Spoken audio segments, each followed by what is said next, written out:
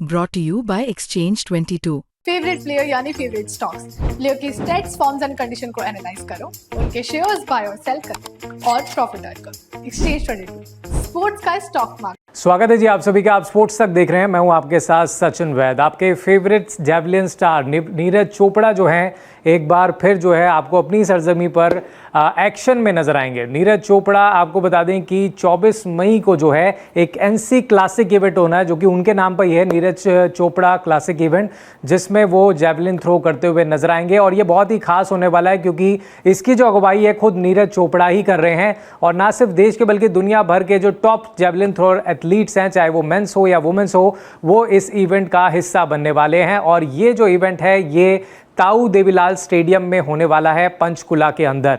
नीरज चोपड़ा का ये एक ड्रीम प्रोजेक्ट था। वो चाह रहे थे हमेशा से कि इंडिया के अंदर कोई एक ऐसा कंपटीशन हो जिसमें दुनिया भर के जो है जैवलिन एथलीट्स जो है उनको बुलाया जाए। और इसको करने के लिए उन्होंने पिछले 2-3 साल में काफ़ी ज़्यादा मेहनत भी की है।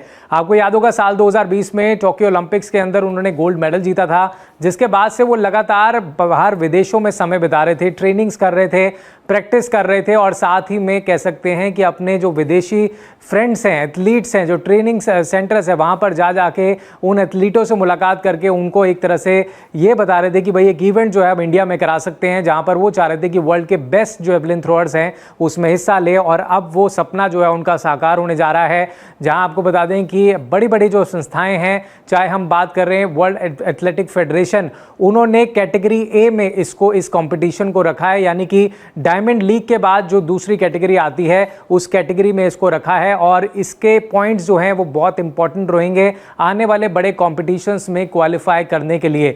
तो ये एक सपने साकार होने जैसा है जब 24 मई को खुद नीरज चोपड़ा जो अगुवाई करेंगे इस एनसी क्लासिक इवेंट की। और ये अपने आप में एक बहुत बड़ी जीत है। अगर इंडिया के अगर हम लिहाज से बात करें, जैवलिन थ्रो के अंदर बात करें, तो ये अपने आप में देश को बहुत आगे लेकर के जाएगी।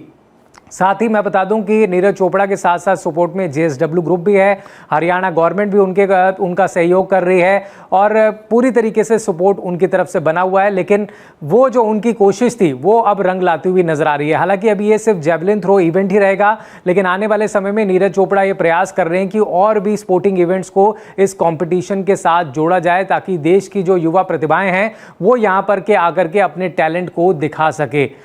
कई सारे एथलीट जो हैं उन्होंने नीरज चोपड़ा के इस प्रयास की तारीफ भी की है और उन्होंने कहा है इससे देश में जैवलिन थ्रो को और ज़्यादा आगे बढ़ाने में काफ़ी ज़्यादा मदद मिलने वाली है। जहां एथलेटिक फेडरेशन ऑफ इंडिया जो है उन्होंने भी इसका पूरी तरीके से सपोर्ट किया है।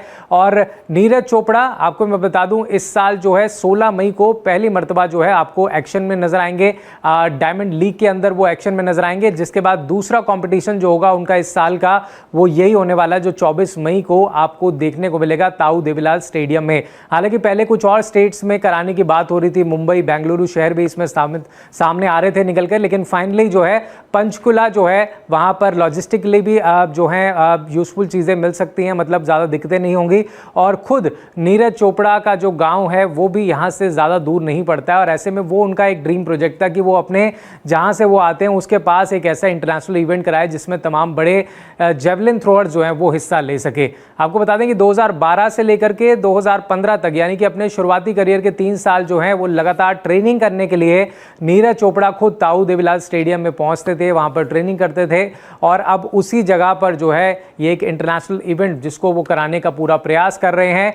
और अब ये कोशिश है नीरज चोपड़ा की इसको ज़्यादा से ज़्यादा सफल बनाया जाए, सक्सेसफुल बनाया जाए, क्योंकि इसके पीछे की जो टीम है उसका मुख्य रोल जो है वो नीरज चोपड़ा ही निभा रहे हैं। और चाहे हम विदेशी एथलीट्स को मनाने की बात हो या उनको कन्विंस करने की बात हो कि वो इंडिया में आए और इस जैवलिन थ्रो में इवेंट में हिस्सा ले, तो उसके पीछे सबसे ज़्यादा श्रेय जो है वो नीरज चोपड़ा को ही जाता है। क्योंकि 2020 के बाद से बाहर तो रह ही रहे हैं, लेकिन वो कॉन्टैक्ट्स को कहीं ना कहीं मजबूत बना रहे थे ताकि इसको जो इनका ड्रीम प्रोजेक्ट है उसको साकार किया जा सके।